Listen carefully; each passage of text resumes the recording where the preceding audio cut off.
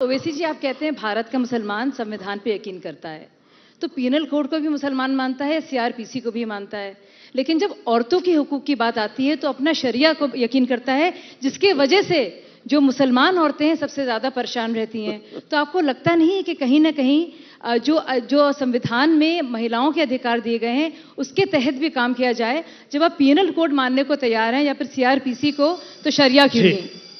बस जवाब दीजिए, बस खत्म। घंटी बज रही है। जी नहीं, आप जवाब दीजिए। घंटी बज गई। तो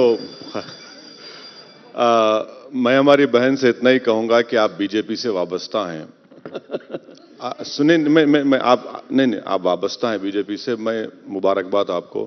बीजेपी में उनका स्वागत है। बिल्कुल बिल्कुल। मैं आपसे सिर्फ इतना ही पूछना चाह रहा हूं कि ये हमारी इज्जत नफ्स के लिए एक सवालिया निशान है या नहीं कि प्रधानमंत्री दीनदयाल उपाध्याय को कोट करते हैं और कहते हैं कि मुसलमानों का प्यूरिफिकेशन होना चाहिए।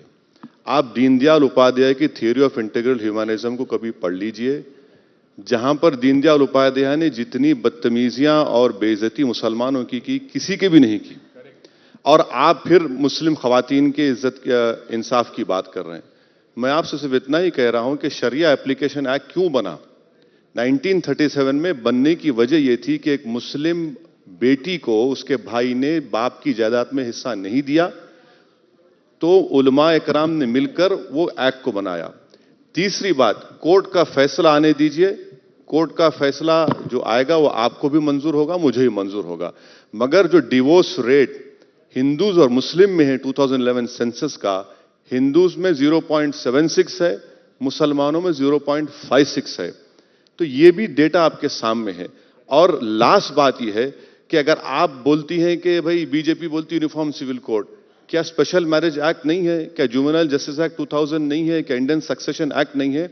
और कैसे आप इस मुल्क के आदिवासियों से कहेंगे जब सेक्शन 2 हिंदू मैरिज एक्ट उन पे अप्लाई नहीं होता?